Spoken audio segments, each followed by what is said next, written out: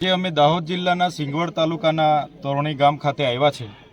આજથી 5 દિવસ પહેલાં એક 6 વર્ષની માસૂમ દીકરીને અહીંના આચાર્ય જે હતા પ્રાથમિક શાળામાં જ્યારે શાળાએ મૂકવા એમની મમ્મી ગઈ, એમની ગાડીમાં લઈ જઈને એણે પીખી નાખી, ગળું દબાવીને માસૂમ દીકરીની હત્યા કરી નાખી। ત્યારે આપણું બધાનું હૃદય ધ્રુજી જાય।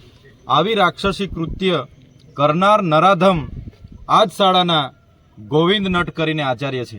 ત્યારે શિક્ષણ જગતનું માથું નમી જાય એવું કૃત્ય એમણે જ્યારે કર્યું છે, ત્યારે અમે આ પરિવારની જે દીકરી અમારી આ વચ્ચે નથી રમતી, હરતી રમતી દીકરી આજે નથી, ત્યારે એમની આત્માને પ્રકૃતિ શાંતિ આપે, સાથે પરિવાર પર જે દુઃખ આવી પડ્યું છે ત્યારે પરિવારને સાંત્વના આપવા માટે અમે આવ્યા છે।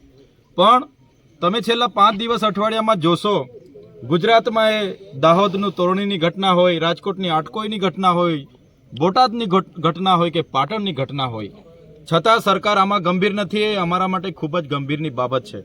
આ વિસ્તારના નેતાઓ મૌન સેવીને બેઠા છે। કેમ ભાઈ, બીજા રાજ્યમાં કંઈ થાય છે તો અમે મીણબત્તી લઈને સાંત્વના પાઠવો છો, ટ્વીટ કરો છો?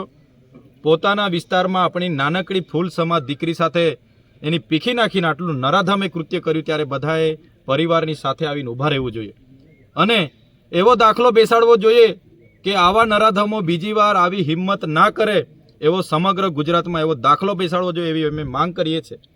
પોલીસ અધિકારીઓએ ખૂબ સરસ કામગીરી કરીને માત્ર 2 દિવસની અંદર આ ઝડપી પાડ્યું, એમને અમે બિરદાવીએ છીએ।